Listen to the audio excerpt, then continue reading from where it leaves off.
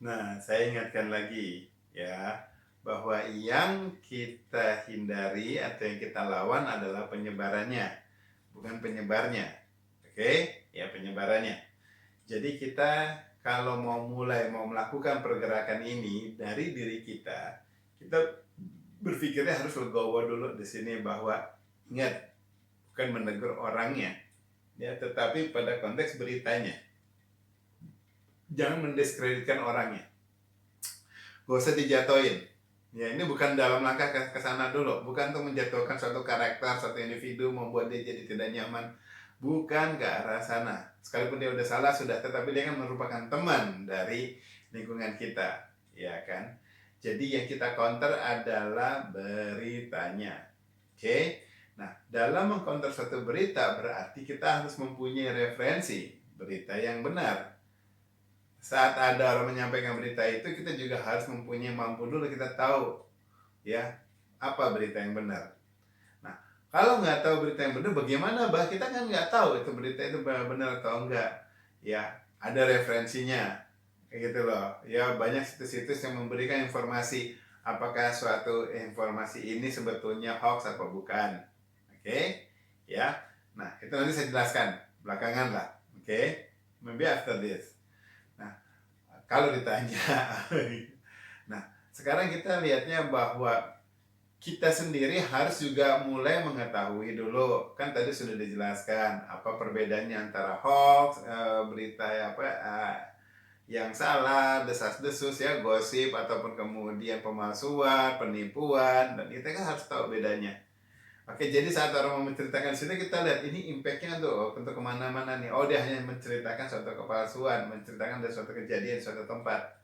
Ya sudah, bukan tugas kita menjadi polisi untuk segala berita kan, gitu loh.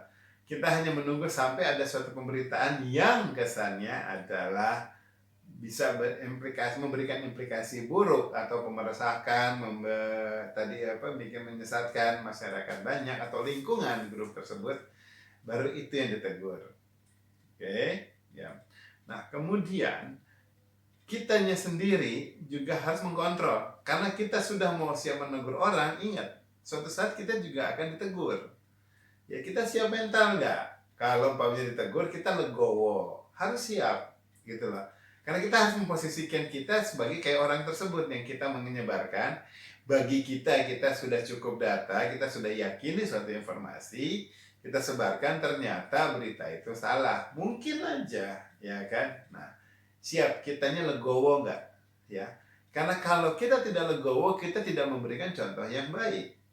Tetapi kalau kita legowo menerima, oh iya saya salah di sini, gitu loh. Oke, terima kasih tegurannya, di sini saya tarik ya beritanya, gitu. Ya kan? Itu menunjukkan kita legowo.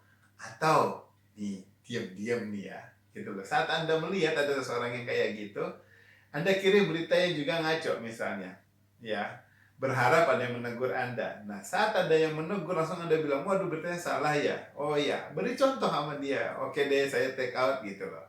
Sekali dua kali. Nah, dari situ mereka akan melihat si para gadat ini, orang yang cuek-cuek mulai pada lihat, ternyata nggak salah loh untuk say sorry, nggak salah loh untuk kemudian menarik kembali berita-berita yang ngaconya gitu loh. Ya, oh di sana ada suatu kelogowan di sana. Nah, itu sudah baik. Yes, mungkin beritanya sudah terlanjur lagi kesebar ke bawahnya, tetapi paling tidak kita sudah mengedukasi, mengubah pola pikir seseorang untuk mulai dia sadar lah. Itu udah cukup baik. Kita kan nggak harus mengubah segala sesuatu menjadi drastis, ya kan, bertahap. Oke, ya. Dan kembali saya bilang mulai dari diri kita, kayak gitu loh. Nah, setelah itu kita bisa lakukan, lingkungan ini tercipta, lingkungan dari situ, dan kemudian setelah seorang tersebut mengakui, ya udah di situ, jangan pernah diperpanjang isunya. Tinggal cukup misalnya di Facebook atau WhatsApp langsung oke kita hapus ya, mesin-mesin yang ini kan udah clear nih kasusnya nih. Dengan demikian kita juga kelihatan ada suatu itikat baik bahwa kita hanya menghapus bukan untuk menyebar aib seseorang, tetapi yang penting tujuan kita sudah tercapai dan orangnya juga mengerti, gitu loh. Ya, that means we are respecting each other, gitu kan? Itu sudah jauh lebih baik, gitu loh.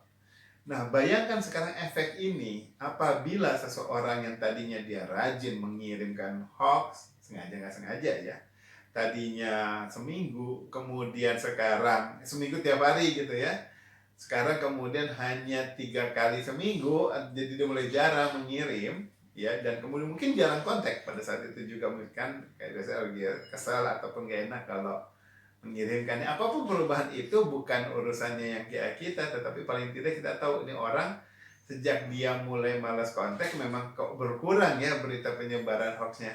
Itu yang kita syukuri, bukan sekedar orangnya kemudian hilang jadi kita sedihin, tetapi bahwa penyebaran hoaxnya udah mulai berkurang, itu sudah baik buat lingkungan kita, sehat gitu loh, ya kan. Nah, saat sudah berkurang menjadi cuma 3 kali seminggu saja, itu udah bukan sekedar perubahan kecil, itu perubahan gede banget. Kenapa saya bilang gede? Grup ini banyak, oke, grup di sosial media itu banyak. Kalau masing-masing berkurang dari tadinya 5 kali atau 7 hari kali seminggu itu mengirim hoax, sekarang mulai hanya 3, berarti sudah setengahnya. Itu sudah menurun drastis. Ya, mungkin kita tidak mengubahnya sampai 0 karena kan kadang juga kita tidak tahu ya berita itu hoax apa bukan, gitu loh, ya kan.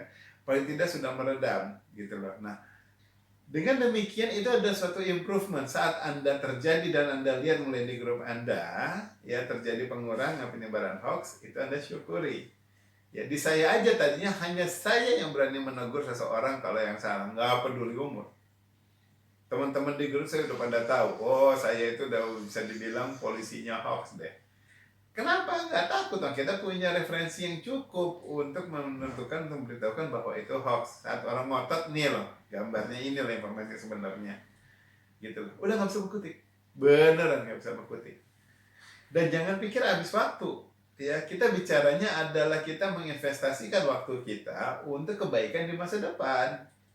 Gitu loh. Jadi ini suatu itikat baik yang harus mungkin kita coba biasakan gitu loh. Nah, dengan demikian sekarang mulai akhirnya kita berpikir bahwa kita berlakukan di sini, lingkungan sudah melihat itu juga, dan kemudian suasana jadi lebih kondusif. Itu sudah perkembangan yang lumayan.